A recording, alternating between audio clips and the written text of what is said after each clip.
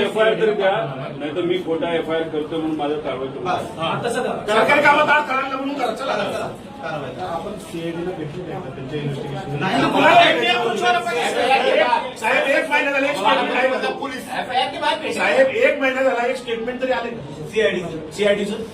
बरं आम्हाला सांगा, सीआयडी तुम्हाला माहित नसेल कोणाला बोलवलं सीआयडी नाही.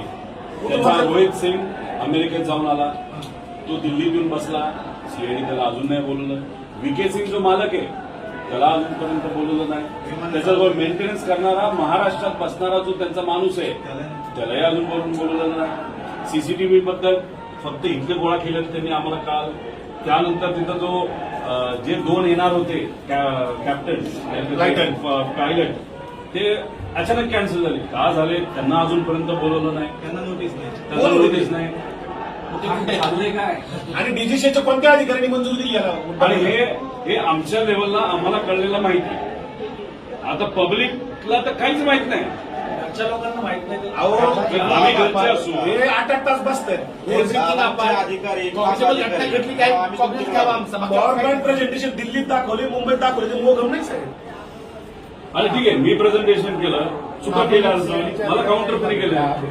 बारामतीमध्ये पोलीस जर आम्हाला साहेब आमच्या सीआयडीला द्या ना.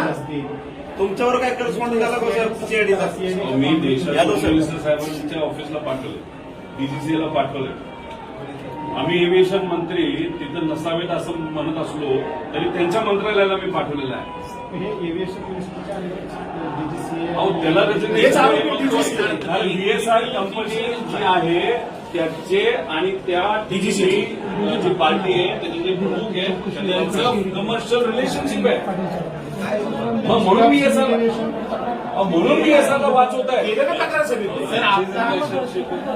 व्हीएसआरला म्हणून वाचवत आहे. आणि मग आमचं म्हणणं तुम्ही त्याच्या व्हीएसआरच्या विरोधात एफआयआर घेत नाही, मग तुम्ही सुद्धा वाचवताय. आणि चालू तपास जे सांगताय तुम्ही साहेब त्याच्यामध्ये अँगल कोणता आहे? अपघात आणि टेक्निकल. क्रिमिनल चौकशी कोण करतं? 5 लोकांच्या मृत्यूची आमची बाकी आमचं काहीच म्हणणं नाही. सिंपल एकदम 5 लोक मयत झाले एका ऍक्सिडेंटमध्ये. आमची ऍक्सिडेंटची एफआयआर टाकतो आणि आमची एफआयआर कुठे तपासामध्ये काही येऊ दे. नाही तर सीआयडीला वर्ग करा.